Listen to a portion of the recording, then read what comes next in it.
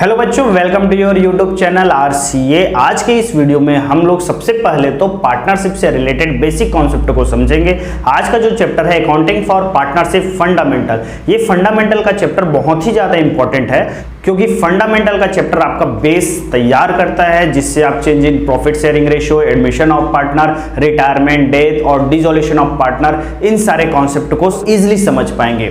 तो आज का जो चैप्टर है ये है फंडामेंटल और आज के इस चैप्टर में हम लोग इसके basic definition, rule and regulation, rights, feature, इन सबको डिस्कस करेंगे।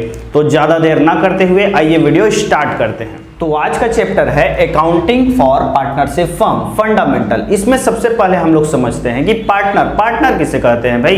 तो पार्टनर कौन होता है जी? जब मोर देन 2 पर्सन आपस में मिल करके ज्वाइंट होकर के कोई बिजनेस स्टार्ट करते हैं तो वो जो बिजनेस के जो ऑनर रहेंगे, मतलब जो पर्सन रहेंगे, उन्हीं को हम लोग क्या बोलेंगे जी? पार्टनर बोलते हैं। तो यहाँ पे सबसे पहले कॉन्सेप्ट आपको समझना पड़ेगा, पार्टनर कौन होता है? जब कोई ज्वाइंट होकर के 2 या 2 से ज्यादा person, more than 2 person business start करते हैं तो वो जो पर्सन होंगे उन्हीं को क्या बोला जाएगा जी? पार्टनर बोला जाएगा। और अभी हम लोग सबसे पहले समझते हैं कि डेफिनेशन ऑफ पार्टनरशिप। अभी जो पार्टनरशिप है इसका डेफिनेशन कहाँ है? तो पूरे पार्टनरशिप में इंडियन पार्टनरशिप एक्ट 1932, ये आपको याद रखना पड़ेगा। ये बहुत ही इंपॉर्टेंट एक्ट है क्योंकि इससे रिलेटेड, पार्टनरशिप से रिलेटेड सारे rule and regulation Indian partnership act 1932 में ही प्रोवाइड किया गया है। तो सबसे पहले देखते हैं डेफिनेशन। तो ये पार्टनरशिप का जो डेफिनेशन है ना, ये भी हम लोगों को इंडियन पार्टनरशिप एक्ट 1932 में ही प्रोवाइड किया गया है। कहां पे प्रोवाइड किया गया है जी? तो section 4 of the partnership act 1932, Indian partnership act 1932 के सेक्शन 4 में पार्टनरशिप का डेफिनेशन दिया गया है। ये वाला लाइन इंपॉर्टेंट है, जब भी आपको डेफिनेशन पूछे ये वाले लाइन से स्टार्ट कीजिएगा। तो सबसे पहले आप समझते हैं कि पार्टनरशिप होता क्या है। What is a partnership?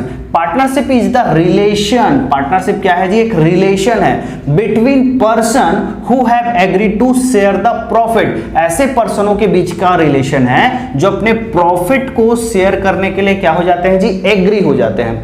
Agree to share the profit of a business carried on by all. इसका मतलब क्या हुआ? इसका मतलब ये हुआ कि जितने भी पार्टनर हैं सभी मिलकर के बिजनेस को ऑपरेट करें और any of them acting for all. इसका मतलब ये हुआ कि कोई एक भी बिजनेस को ऑपरेट कर सकता है और उससे उसका जो डिसीजन है ये बाकी जो रेस्ट ऑफ पार्टनर है उन सभी को मानना पड़ेगा। अब आते हैं हम लोग main feature of partnership. Partnership का मेन फीचर क्या है? तो यहाँ पे जो पहला फीचर है वो है 2 और मोर पर्सन। पार्टनरशिप में कितने पर्सन होने चाहिए? तो मिनिमम तो होने चाहिए 2। मिनिमम कितने होने चाहिए जी? 2 पर्सन होने चाहिए। मैक्सिमम तो देखिए ये जो मिनिमम है ना, ये इंडियन पार्टनरशिप एक्ट 1932 में प्रोवाइड किया गया था जी। तो यहाँ पे मिनिमम नंबर ऑफ पार्टनर को इंडियन पार्टनरशिप एक्ट में प्रोवाइड तो किया गया था, but maximum number of partner को इंडियन पार्टनरशिप एक्ट 1932 में प्रोवाइड नहीं किया गया था। तो ये मैक्सिमम नंबर कितने हैं जी? तो मैक्सिमम है 50। और ये कहाँ पे इसको मेंशन किया गया है? तो रूल 10 ऑफ द कंपनीज, जिसके मिसलेनियस रूल 2014 में इसको मेंशन किया गया है कि मैक्सिमम नंबर ऑफ पार्टनर किसी भी फर्म में कितने होने चाहिए? तो 50 होने चाहिए। ये इंपॉर्टेंट है जी, बहुत ही हर बार क्वेश्चन में किसी न किसी टाइप से इसको मेंशन जरूर किया जा रहा है। तो याद रखने वाली चीजें हैं। मिनिमम 2, मैक्सिमम 50 और मैक्सिमम का मेंशन कहां पे किया गया है? तो रूल 10 कंपनीज मिसलेनियस रूल 2014 में। अब बात करते हैं who become a partner. Partner कौन हो सकता है? तो किसी भी फर्म में ओनली पर्सन ही, ध्यान रखेगा यहाँ पे ओनली पर्सन ही एक पार्टनर बन सकता है। कोई भी कॉर्पोरेट बॉडी, कोई इंस्टीट्यूशन, कोई भी फर्म, इसको हम लोग पार्टनर नहीं बनाएंगे। पार्टनर कौन बन सकता है? तो ओनली पर्सन ही पार्टनर बन सकता है। अब देखते हैं इसकी एलिजिबिलिटी क्या होनी चाहिए। तो जो पर्सन है वो सबसे पहले तो एक मेजर पर्सन होना चाहिए, मतलब माइनर नहीं होना चाहिए। माइनर कौन होता है जी? जिसकी एज लेस देन 18 होती है उसको हम लोग माइनर बोलते हैं। तो वो जो पर्सन है उसकी एज जो है लेस देन 18 ना होकर के मोर देन 18 होना चाहिए, मतलब मेजर होना चाहिए, माइनर नहीं होना चाहिए। फिर उसका सेकंड क्या है जी? सेकंड है पर्सन ऑफ अनसाउंड माइंड। ऐसा पर्सन जिसकी थिंकिंग एबिलिटी ना हो, जिसमें डिसीजन मेकिंग की एबिलिटी ना हो, उस पर्सन को भी आप पार्टनर नहीं बनाएंगे। थर्ड है डिस्क्वालीफाई बाय एनी लॉ, अगर कोई लॉ के अकॉर्डिंग उस पर्सन को डिस्क्वालीफाई कर दिया गया है, इंसॉल्वेंसी वगैरह इस टाइप के, तो उस पर्सन को हम लोग पार्टनर नहीं बनाएंगे। तो ये 3 पॉइंट याद रखिएगा। वो जो पर्सन है जिसको हम लोग पार्टनर बनाना चाहते हैं वो माइनर नहीं होना चाहिए, पर्सन ऑफ अनसाउंड माइंड का नहीं होना चाहिए, डिस्क्वालीफाई एनी लॉ, अगर वो लॉ से डिस्क्वालीफाई भी नहीं होना चाहिए। तो ये थे मेन फीचर में पर्सन जो पार्टनर हैं वो कितने, मिनिमम 2 और मैक्सिमम कितने जी 50। कौन पार्टनर बन सकता है, तो ओनली पर्सन ही पार्टनर बन सकता है। और वो पर्सन की एलिजिबिलिटी कैसी होनी चाहिए, तो माइनर नहीं होना चाहिए, अनसाउंड माइंड का नहीं होना चाहिए और डिस्क्वालीफाई बाय एनी लॉ से भी नहीं होना चाहिए। अब देखते हैं, तो सेकंड फीचर है एग्रीमेंट। एग्रीमेंट क्या है, तो जब कोई 2 पर्सन आपस में मिलकर के जो बिजनेस स्टार्ट करेंगे तो उनके बीच का जो भी समझौता होगा, समझौता बोलने का मतलब जो भी उन्होंने रूल एंड रेगुलेशन बनाया होगा उसी को क्या बोलते हैं जी, एग्रीमेंट बोलते हैं। अब ये एग्रीमेंट कंपलसरी नेचर का है, ध्यान रखिएगा, ये क्वेश्चन भी कई बार आ चुका है कि ये जो पार्टनरशिप में जो एग्रीमेंट है ये कैसा है, तो ये कंपलसरी नेचर का है, कंपलसरी है, एग्रीमेंट तो होना ही चाहिए। बट एग्रीमेंट के कितने टाइप के होते हैं, एग्रीमेंट 2 टाइप के होते हैं। एक तो होता है आपका ओरल और दूसरा क्या होता है जी, आपका होता है ये रिटन। मतलब या तो ओरल होगा या तो वो एग्रीमेंट कैसा होगा जी, रिटन होगा। एग्रीमेंट बट कंपलसरी, एग्रीमेंट तो होना ही चाहिए, या तो रिटन होगा या तो ओरल होगा। मतलब जो भी रूल एंड रेगुलेशन है सारे फ्रेंड सर्कल भी आपस में मिलकर के स्टार्ट करेंगे। जैसे कई फ्रेंड स्टार्ट करते हैं तो वो लोग ओरली करते हैं, हम लोगों की दोस्ती बहुत अच्छी है, हम लोगों को किसी एग्रीमेंट की जरूरत नहीं है, तो वो ओरल भी कर सकते हैं। बट क्या होता है, जो भी रूल एंड रेगुलेशन है भाई लिख लेते हैं, बाद में कोई मिसअंडरस्टैंडिंग ना हो तो उसके लिए रिटन भी एग्रीमेंट कर सकते हैं। तो सेकेंड फीचर था एग्रीमेंट। एग्रीमेंट कैसा होना चाहिए जी, ओरल और रिटन दोनों हो सकते हैं। फिर देखते हैं थर्ड फीचर क्या है, तो थर्ड फीचर है हम लोगों का existence of A business and profit motive. आपका जो बिजनेस है वो कैसे एग्जिस्ट करना चाहिए, तो वो पहले तो सबसे पहले यहाँ पे ध्यान रखिएगा, जो आपका बिजनेस है वो लीगल होना चाहिए। कैसा होना चाहिए जी, लीगल। जो बिजनेस है वो लीगल होना चाहिए। ऐसे नहीं कि 2 पर्सन मिले अब चलो चोरी करने जाते हैं, अब हम लोग भी फर्म है, अब हम लोग भी पार्टनर बन गए हैं, ऐसा नहीं जी। आपका जो बिजनेस है वो लीगल होना चाहिए। और दूसरा उसका मोटिव क्या होना चाहिए जी, प्रॉफिट मोटिव, मतलब अर्निंग करना चाहिए। बिजनेस एक्टिविटी तो उसी को बोलते हैं ना जिसमें आप अर्निंग करते हैं, बाकी तो सोशल सर्विस में आ जाएगा। तो यहाँ पे प्रॉफिट मोटिव होना चाहिए। ये बिजनेस कैसा होना चाहिए जी, लीगल, और दूसरा प्रॉफिट मोटिव होना चाहिए। फोर्थ फीचर में आते हैं, तो फोर्थ फीचर है शेयरिंग ऑफ प्रॉफिट। देखो आपके फर्म में जो भी प्रॉफिट हो उस प्रॉफिट को आप पार्टनरों में शेयर करो। कैसे शेयर करेंगे, जो भी रेशियो रहेगा, ये जो एग्रीमेंट बनाए हैं आप ओरल या रिटन, इसके अकॉर्डिंग हम लोग प्रॉफिट को शेयर करेंगे। बट ये प्रॉफिट शेयरिंग नेचर का होना चाहिए, मतलब इसमें जो नॉन प्रॉफिट ऑर्गेनाइजेशन है उनका रोल नहीं आता। एनपीओ जो नॉन प्रॉफिट ऑर्गेनाइजेशन है इनको हम लोग इंक्लूड नहीं करेंगे, ये डिफरेंट हो जाएगा। तो यहाँ पे नॉन प्रॉफिट ऑर्गेनाइजेशन इसमें नहीं आते। शेयरिंग ऑफ प्रॉफिट्स में ध्यान रखिएगा, जो भी फर्म के प्रॉफिट होंगे उनको हम लोग शेयर करेंगे पार्टनरों के बीच में। फिर देखते हैं फिफ्थ क्या है, तो relationship of principal and agent. मतलब जो पार्टनर होगा वो पार्टनर, सबसे पहले तो समझते हैं कि पार्टनर होते कौन है, पार्टनर बिजनेस के ऑनर होते हैं। मतलब जितने भी पार्टनर होंगे 4, 5 जितने भी, ये सब के सब उस बिजनेस के क्या होंगे जी, ऑनर होंगे। तो जो बिजनेस के ऑनर है या जो पार्टनर है वही उस फर्म का क्या होगा जी, प्रिंसिपल होगा, और वही सब क्या होगा जी, उसके एजेंट भी होंगे। मतलब अगर मान लेते हैं कोई पार्टनर जो है मिलकर के कोई डिसीजन लेता है तो उस डिसीजन को अदर लोगों को भी वो मानना पड़ जाएगा, और अगर कोई अदर पार्टनर डिसीजन लेता है तो आपको भी उस चीज़ों को मानना पड़ेगा। तो वो पार्टनर क्या है जी, एक प्रिंसिपल भी है और एजेंट भी है।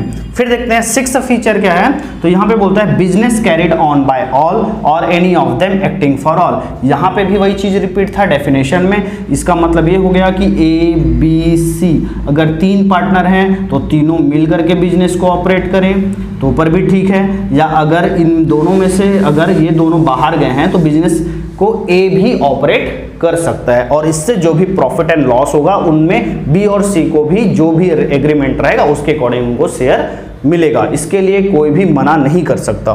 फिर लास्ट पॉइंट देखते हैं, no separate existence. No separate existence कहने का मतलब हो गया कि ये जो भी पार्टनर होते हैं, पार्टनर्स हैं और यहाँ पे जो फर्म है, ये दोनों अलग अलग नहीं है भाई। ये बोलता है कि फर्म और पार्टनर अलग अलग नहीं है, दोनों लीगली क्या है, एक ही है, वन है ना। मतलब हम लोग पार्टनर और जो फर्म हैं इनको अलग अलग नहीं मानेंगे, दोनों सेम हैं। इसका मतलब ये हो गया जैसे कि ABC ने बिजनेस स्टार्ट किया, A, B और C ये तीनों पार्टनर थे, इन्होंने तीनों ने मिल करके ABC लिमिटेड करके एक बिजनेस स्टार्ट किया। अब यहाँ पे क्या हुआ, जैसे बैंक से लोन लेने गए तो उन्होंने ABC लिमिटेड के नाम से लिया। अब जब बैंक लोन रिकवरी के लिए आएगा तो यहाँ ABC, ये लोग ये नहीं बोल सकते कि आप फर्म से पैसा लीजिए, हम लोग तो नहीं हैं, हम लोग तो पार्टनर हैं, तो यहाँ पे ये नहीं। अगर यहाँ पे ABC ने मिल करके कोई बिजनेस स्टार्ट किया है और उन फर्म के नेम से लोन लिया गया है तो इसका लायबिलिटी इन लोगों को पे करना पड़ेगा। तो जो इनका एग्जिस्टेंस है ये सेपरेट नहीं है, सबका ज्वाइंट है।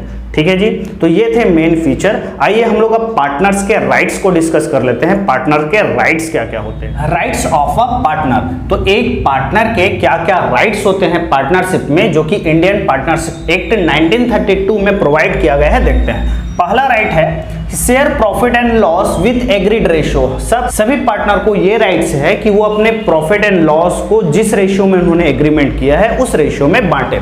सेकेंड है कंडक्ट ऑफ द बिजनेस को कंडक्ट करने का, बिजनेस को ऑपरेट करने का उनका राइट्स है। अगर सब मिलकर के चाहेंगे तो सभी मिलकर के पार्टनर बिजनेस को ऑपरेट कर सकते हैं, अगर कोई एक भी कर रहा है तो भी राइट है। यहाँ पे एक बात आता है कि स्लीपिंग पार्टनर किसको बोलते हैं। कई पार्टनर ओनली कैपिटल इन्वेस्ट करते हैं, वो अपना कंट्रीब्यूशन टाइमिंग का और किसी चीज का फिजिकली वगैरह नहीं देते हैं, तो ऐसे पार्टनर जो ओनली कैपिटल इन्वेस्ट करते हैं उन पार्टनर को स्लीपिंग पार्टनर बोला जाता है जी। ओनली वो जो फर्म क्लोज होगा, लास्ट जब आएगा, एक ईयर एंडिंग होगा, तो उसमें जो प्रॉफिट एंड लॉस होगा उसमें ओनली शेयर लेने आएंगे, तो ऐसे पार्टनर को स्लीपिंग पार्टनर बोलते हैं। तो जो पार्टनर होगा वो बिजनेस को कंडक्ट कर सकता है, ऑपरेट कर सकता है। थर्ड जो पॉइंट है हम लोगों का, वो consult in the matters related firm. तो अगर फर्म से रिलेटेड कोई भी मैटर आता है तो उसमें कंसल्ट करने का, एक दूसरे से बातचीत करने का, उनको डिसीजन में सजेस्ट देने का उनका राइट्स है।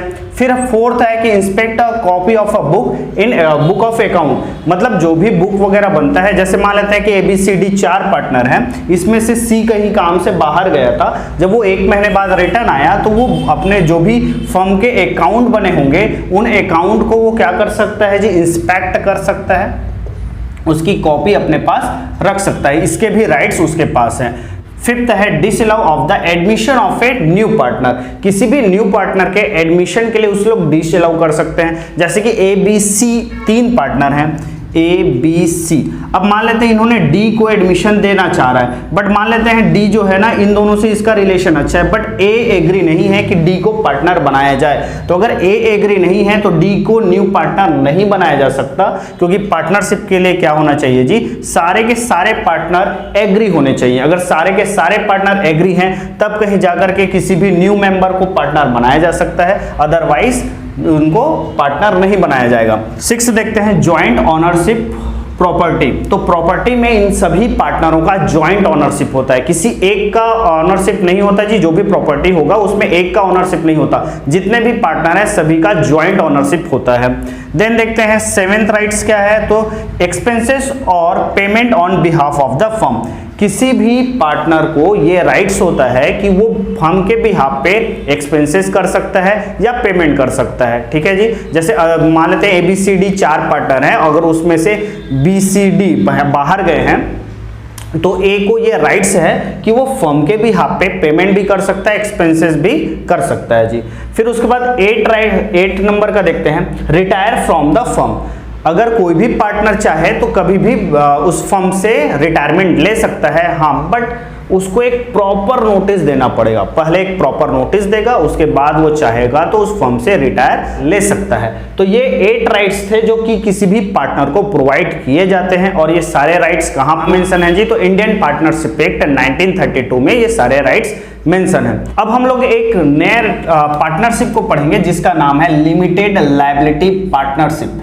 ये कब बना था जी, तो ये था 2008 में। ठीक है, ये कब आया था, तो 2008 में। ये इंडियन पार्टनरशिप एक्ट 1932 से कोई लेना देना नहीं है, ये सेपरेट है, ये अलग ही है जी, इसका कॉन्सेप्ट अलग है। तो ये इंडियन पार्टनरशिप एक्ट 1932 से डिफरेंट है। लिमिटेड लायबिलिटी पार्टनरशिप 2008 ये क्या होता है, इसमें नाम से ही जैसे पता है, इसमें जो भी पार्टनर है उनकी लायबिलिटी कैसे रहेगी जी, लिमिटेड रहेगी एक को छोड़ करके, क्योंकि सारे पार्टनर अगर अपनी अपनी लायबिलिटी को लिमिटेड कर लेंगे तो फिर जो भी लोन वगैरह है, जो भी रिकवरी वो करेगा कौन, तो एक को छोड़ करके बाकी सारे पार्टनर की लायबिलिटी कैसे रहती है जी, लिमिटेड रहती है। ये कब आया था, 2008 में। इसका डेफिनेशन क्या है, limited liability partnership means a partnership formed and registered under this act। इस एक्ट के अंडर अगर कोई पार्टनरशिप अपने आप को इसमें रजिस्टर्ड करा लेता है या इसके अकॉर्डिंग अपने आप को फॉर्मेशन करता है तो उसको लिमिटेड लायबिलिटी पार्टनरशिप एक्ट 2008 के अकॉर्डिंग पार्टनरशिप माना जाएगा। इसमें रजिस्ट्रेशन कराना कंपलसरी है।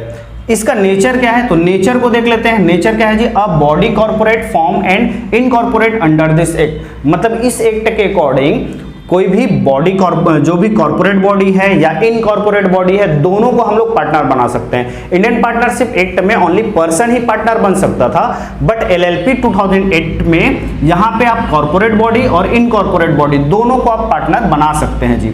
फिर सेकंड देखते हैं, legal entity separate from its partner. मतलब जैसे हम लोग पार्टनरशिप में क्या पढ़े थे जी, कि उसका जो पार्टनरशिप, उसके जो पार्टनर हैं और फर्म है, ये दोनों सेपरेट नहीं है, सब ज्वाइंट होते हैं। बट यहां पे बोलता है कि legal entity separate from its partner, पार्टनरों के लिए सेपरेट है। फिर देखते हैं थर्ड, परपेचुअल सक्सेशन।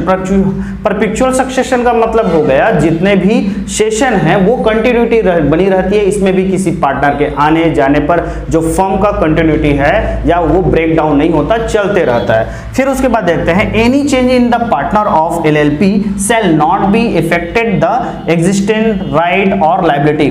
यहाँ पे क्या होता है, अगर ये फर्म चल रहा है, अगर इसमें कोई पार्टनर एडमिशन ले रहा है, रिटायरमेंट ले रहा है, या किसी भी पार्टनर में कोई भी प्रॉफिट शेयरिंग रेशियो चेंज हो रहा है, तो एलएलपी पर उसका कोई इफेक्ट नहीं पड़ता। लिमिटेड लायबिलिटी पार्टनरशिप पर इफेक्ट नहीं पड़ता, उसके एग्जिस्टेंस पर, उसके राइट्स और लायबिलिटी पर कोई भी इफेक्ट नहीं पड़ता सबका, क्योंकि सेपरेट है। तो जो भी पार्टनर एडमिशन लिया या गया वो तो अपने सेपरेट पोर्शन के लिए एडमिशन लेगा ना, या सेपरेट पोर्शन के लिए रिटायरमेंट लेगा, तो इससे एलएलपी पर कोई इफेक्ट नहीं पड़ता। अब हम लोग देख लेते हैं इंडियन पार्टनरशिप एक्ट 1932 और एलएलपी 2008 में डिफरेंस। ये डिफरेंस बहुत ही ज्यादा इंपॉर्टेंट है, एग्जाम में पूछे जा चुके हैं, आपको ये कॉन्सेप्ट समझ में आना भी चाहिए। तो आइए फटाफट से इसके डिफरेंस को समझ लेते हैं। आपकी स्क्रीन के सामने इसके डिफरेंस आ रहे होंगे। तो सबसे तो पहला बेस है इसका applicable law. Applicable law, Indian partnership act 1932 ये पार्टनरशिप में एप्लीकेबल है, और एलएलपी में जी the limited liability partnership act 2008 इसमें एप्लीकेबल होता है।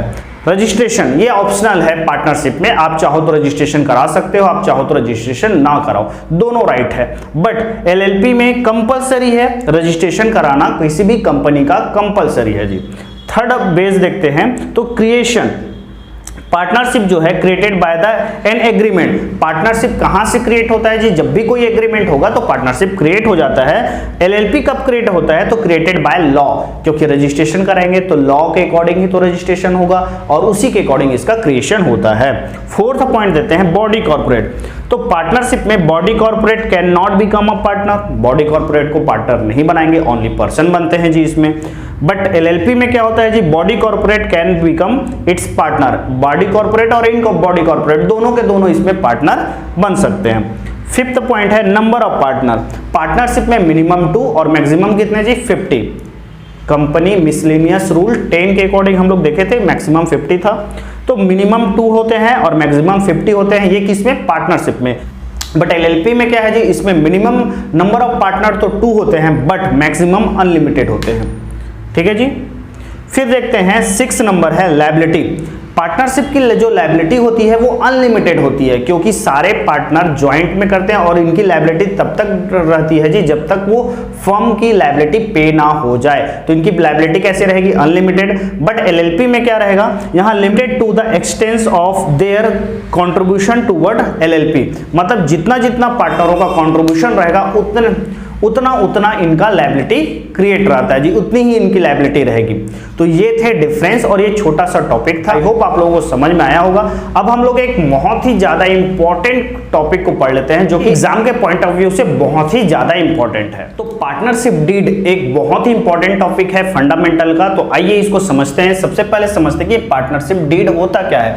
हम लोग सबसे पहले समझे थे ना कि एक एग्रीमेंट होना चाहिए पार्टनरों के बीच में, एग्रीमेंट। और एग्रीमेंट कैसा होता है जी, या होता है या तो ओरल होता है। तो जो ओरल होता है वो तो उसके लिए कोई डॉक्यूमेंट की जरूरत नहीं होती, बट एक रिटन डॉक्यूमेंट जो होता है, तो a written document which contains the terms of agreement is called partnership deed. तो जो रिटन डॉक्यूमेंट होगा जिसमें सारे टर्म्स, रूल एंड रेगुलेशन लिखे होंगे, उसी एग्रीमेंट को हम लोग क्या बोलेंगे जी, पार्टनरशिप डीड बोलेंगे। इसको it is also called articles of partnership. इसको आर्टिकल्स ऑफ पार्टनरशिप भी बोला जाता है। ये कई बार एग्जाम में पूछा जा चुका है, तो ध्यान रखिएगा।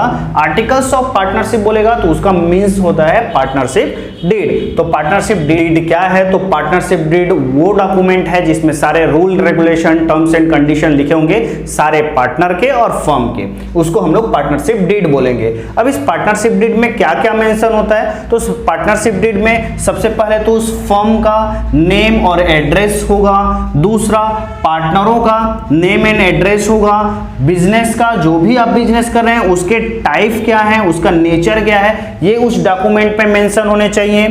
Amount of capital by each partner, जितने पार्टनर हैं वो कितना कितना अपना कैपिटल इन्वेस्ट कर रहे हैं उसका डिटेल होना चाहिए। इंटरेस्ट ऑन कैपिटल, अगर आप इंटरेस्ट ऑन कैपिटल देना चाहते हैं तो कितना, उसका रेट ऑफ इंटरेस्ट ये भी मेंशन जरूर होना चाहिए।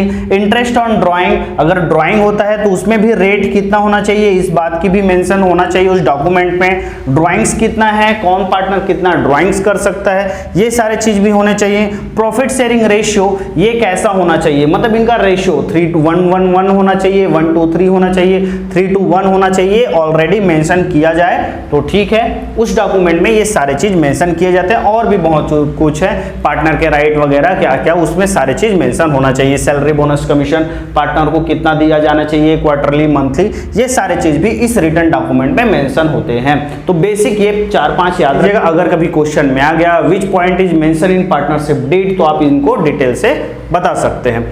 अब देखते हैं इंपॉर्टेंस ऑफ पार्टनरशिप डीड। इस पार्टनरशिप डीड के इंपॉर्टेंस क्या क्या हैं। पार्टनरशिप डीड रहेगा तो आपका क्या क्या हेल्प होगा, तो वो हम लोग देखते हैं। सबसे पहले पार्टनरशिप डीड रहेगा तो it is regulates the rights, duties and liabilities of each partner. तो पार्टनरशिप डीड रहने से सारे पार्टनरों के राइट्स, ड्यूटीज एंड लायबिलिटीज क्या क्या हैं उन पार्टनरों को ये डिटेल में लिखा रहता है, और इससे बिजनेस को ऑपरेट करने में बहुत ज्यादा हेल्प होता है। सेकंड है आपका अवॉइड एनी मिसअंडरस्टैंडिंग। अगर पार्टनरों में किसी भी टाइप का मिसअंडरस्टैंडिंग हो जाता है तो एग्रीमेंट में तो लिखा है भाई आप प्रॉफिट कैसे शेयर करेंगे, आप कितना कैपिटल लगाएं, इंटरेस्ट ऑन कैपिटल कितना होगा, तो ये सारे चीज मेंशन होता है। तो किसी भी टाइप का अगर मिसअंडरस्टैंडिंग हुआ तो उसको इजीली सॉल्व किया जा सकता है। थर्ड पॉइंट है any dispute amongst the partner may be settle easily. उसको इजीली सेटल किया जा सकता है। किसके रेफर से जी, हम लोग रेफर दे सकते हैं कि भाई ये जो पार्टनरशिप डीड है इसमें सारा चीज मेंशन है। तो अगर मान लेते हैं कि ABC ये पार्टनर थे, अब यहाँ पे ए को ऑलरेडी मेंशन था कि इसको अलग से प्रॉफिट के अलावा, प्रॉफिट के साथ साथ इसको सैलरी भी प्रोवाइड किया जाएगा। बाद में ये दोनों बोलते हैं नहीं नहीं हम लोगों को भी सैलरी चाहिए, तो एग्रीमेंट में तो ओनली ए को ही सैलरी लिखा था। तो यहाँ पे किसी भी टाइप का डिस्प्यूट होता है तो उसको इजिली सॉल्व किया जा सकता है, क्योंकि एग्रीमेंट बनाते टाइम सभी ने ए के लिए सैलरी की बात की थी, बी और सैलरी को तो बात नहीं हुआ था कि यहाँ पे सैलरी प्रोवाइड किया जाएगा। तो यहाँ पे कोई भी डिस्प्यूट होता है तो इसको इजिली सॉल्व किया जा सकता है। अब एक लास्ट टॉपिक देख लेते हैं जिसमें हम लोग absence rule applicable in absence of partnership deed. ये तो बता दिए भाई कि अगर रिटर्न बनाए हो आपने डॉक्यूमेंट में तो उसको पार्टनरशिप डीड बोलेंगे, और जैसा लिखा है वैसा आपको बिजनेस ऑपरेट करना पड़ेगा।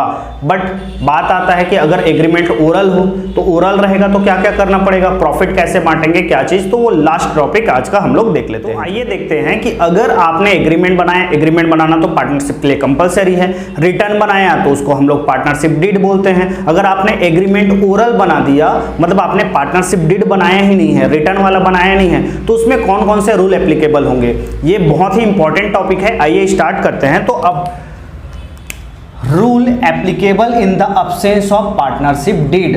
कौन कौन से रूल एप्लीकेबल होते हैं अगर आपने ओरल एग्रीमेंट बनाया है, रिटर्न वाला एग्रीमेंट नहीं बनाया है, तो उस पर कौन कौन से रूल एप्लीकेबल होंगे अब्सेंस ऑफ पार्टनरशिप डीड। तो सबसे पहले इसमें ओनली 5 to 6 है, थोड़ा अच्छे से ध्यान रखिएगा। सबसे पहले समझते हैं प्रॉफिट एंड लॉस। तो जो आप फर्म के प्रॉफिट्स होंगे एंड लॉस होंगे, उन लॉसेस को हम लोग कैसे शेयर करेंगे। तो अगर आपने एग्रीमेंट बनाया है तो जैसा एग्रीमेंट है जी वैसा तो शेयर करेंगे, बट अगर एग्रीमेंट नहीं है रिटर्न वाला तो हम लोग इसको क्या शेयर करेंगे जी, इक्वल। तो हम लोग इसको इक्वल पोर्शन में बांटेंगे। इक्वल कैसे बांटते हैं, जैसे अगर आपके पास ए, बी और सी 3 पार्टनर हैं तो इनको इक्वल कैसे बांटेंगे जी, 1:1:1। अब इन 1:1 में बांटेंगे तो ए का शेयर क्या हो गया, देखिए इनको सबसे पहले टोटल करेंगे, 1 + 1 + 1 कितने हो गए 3। तो ए का शेयर क्या होगा 1/3, बी का शेयर क्या होगा 1/3, सी का शेयर क्या होगा 1/3। और वैसे ही अगर 4, 5 भी अगर पार्टनर हुए तो उनको वैसे ही 1-1-1 करके हम लोग बांटेंगे। तो यहाँ पे प्रॉफिट एंड लॉस कैसे बांटा जाएगा, तो ये इक्वल बांटा जाएगा अगर आपने पार्टनरशिप डीड नहीं बनाया है या पार्टनरशिप डीड अब्सेंस है तो। सेकंड बात कर लेते हैं, सेकंड क्या होगा जी, तो इसमें हम लोग देख लेते हैं इंटरेस्ट ऑन कैपिटल। ये जो इंटरेस्ट ऑन कैपिटल है ये कैसे परफॉर्म करेगा, तो देखिए इंटरेस्ट ऑन कैपिटल क्या होता है, कैसे कॉन्सेप्ट है, ये भी हम लोग डिस्कस करेंगे आगे के वीडियो में। बट अभी समझ लेते हैं इंटरेस्ट ऑन कैपिटल ये नॉट प्रोवाइडेड होता है जी, नॉट गिवन या नॉट प्रोवाइडेड बोल सकते हो। अगर आपने पार्टनरशिप डीड नहीं बनाया है तो या तो बनाया हो तो जिस रेट में आपने देना है इंटरेस्ट ऑन कैपिटल उस रेट से दिया जाएगा। बट अगर आपने पार्टनरशिप डीड नहीं बनाया है, रिटर्न वाला नहीं बनाया हो, तो ये इंटरेस्ट ऑन कैपिटल प्रोवाइड नहीं किया जाएगा। थर्ड पोर्शन देख लेते हैं, जैसे इंटरेस्ट ऑन कैपिटल प्रोवाइड नहीं किया जाएगा वैसे ही इंटरेस्ट ऑन ड्राइंग्स ये भी प्रोवाइड नहीं किया जाएगा। जैसे इंटरेस्ट ऑन कैपिटल नहीं दिया जा रहा है तो इंटरेस्ट ऑन ड्राइंग भी ये भी प्रोवाइड नहीं किया जाएगा, ठीक है, गिवन या प्रोवाइडेड ये भी प्रोवाइड नहीं किया जाएगा, ठीक है जी। अब अगला देख लेते हैं और क्या चीज है जी, तो जैसे जितने भी पार्टनर होते हैं उन पार्टनरों को उनके प्रॉफिट से पार्टनरों को क्या दिया जाता है जी, पार्टनर को सैलरी प्रोवाइड किया जाता है, बोनस प्रोवाइड किया जाता है और कमीशन भी दिया जाता है। तो जितने भी पार्टनर हैं अगर उन्हें कमीशन, बोनस, सैलरी एक्स्ट्रा दिया जाता है तो अगर पार्टनरशिप डीड में आपने मेंशन किया है तो उतना तो प्रोवाइड करना ही पड़ेगा, देना ही पड़ेगा। बट अगर आपने अब्सेंस कर लिया, मतलब पार्टनरशिप डीड बनाया ही नहीं है, तो ये भी नॉट गिवन या नॉट प्रोवाइडेड। आप पार्टनर्स को सैलरी, बोनस, कमीशन कोई भी चीज प्रोवाइड नहीं करेंगे अगर आपने ओरल वाला बनाया है तो। फिफ्थ नंबर देखते हैं, ये सबसे इंपॉर्टेंट है, इस पर मैं स्टार लगा दे रहा हूं। अब यहां पे देखते हैं, यहां पे loan, interest on loan. Interest on loan क्या होता है, देखिए सबसे पहले अगर पार्टनर है, जैसे यहां पे हम लोग इसको कॉन्सेप्ट को समझते हैं, ये फर्म है और ये है ABC पार्टनर है जी। अब इन्होंने अपना कैपिटल लगाया, इस फर्म में पैसा लगाया, इन्वेस्ट किया तो कैपिटल हो गया। अब मान लेते हैं फर्म ने, इन तीनों ने ना 1-1 लाख रुपए लगाए तो फर्म के पास कितने आ गए, 3 लाख रुपए आ गए। लेकिन अब तीनों जो मिलकर के जो बिजनेस स्टार्ट कर रहे हैं उसके लिए जो इनिशियल कैपिटल है वो आपको 4 लाख रुपए की जरूरत है। मान लेते हैं और पैसे चाहिए, अब ए के पास एक्स्ट्रा अमाउंट था तो ए ने इसको फर्म को क्या दे दिया जी, लोन दे दिया। तो यहां पे बोलता है कि ए लोन देगा। अब देखो फर्म को रिटर्न भी करना पड़ेगा, लोन के लिए इंटरेस्ट रिटर्न देना पड़ेगा, तो ये रिटर्न जो होता है उसी को इंटरेस्ट बोलेंगे। तो यहाँ पे ये कंडीशन है कि अगर आपने पार्टनरशिप डीड बनाया है तो यहाँ तो पहले लिख लो भाई कि ये जो ए लोन दे रहा है इसको जो इंटरेस्ट ऑन लोन देंगे ये कितना परसेंट रहेगा, 5%, 6%, 10%, 12% जो भी रहेगा उस परसेंट से उसको प्रोवाइड किया जाएगा। बट अगर आपने एग्रीमेंट नहीं बनाया है तो उसके एब्सेंस में इंटरेस्ट ऑन लोन जो रहेगा वो एट रेट 6% पर एनम रहेगा। ये बहुत ही ज्यादा इंपॉर्टेंट है, इसको ध्यान रखिएगा कि 6% पर एनम के रेट से ही इंटरेस्ट ऑन लोन प्रोवाइड किया जाएगा और बाकी जितना भी आपने और अगर आपने ओरल में एग्रीमेंट किया था उसकी वैल्यू नहीं रह जाती, और बाकी जो राइट्स हैं वो एज इट इज रहते हैं जी। पार्टनर के राइट्स एज इट इज रहेंगे, disallow the admission of new partner वगैरह जो भी है बाकी सब सेम रहेंगे। ठीक है, तो यहाँ पे था ये बेसिक कॉन्सेप्ट। इस वीडियो को ज़्यादा बड़ा नहीं करते हैं, आज हम लोग बेसिक डेफिनेशन, कॉन्सेप्ट और इसके बेसिक रूल को समझे हैं जी। आई होप आप लोगों को ये वीडियो अच्छा लगा होगा, और वीडियो अगर अच्छा लगा होगा तो लाइक, शेयर एंड सब्सक्राइब जरूर कर दें, ताकि मुझे भी मोटिवेशन मिलता रहे और मैं ऐसे ही वीडियो आपके सामने लाता रहूं। तो मिलते हैं नेक्स्ट वीडियो में, तब तक के लिए हंसते रहिए, मुस्कुराते रहिए और हमेशा हेल्दी रहिए। Thank you so much.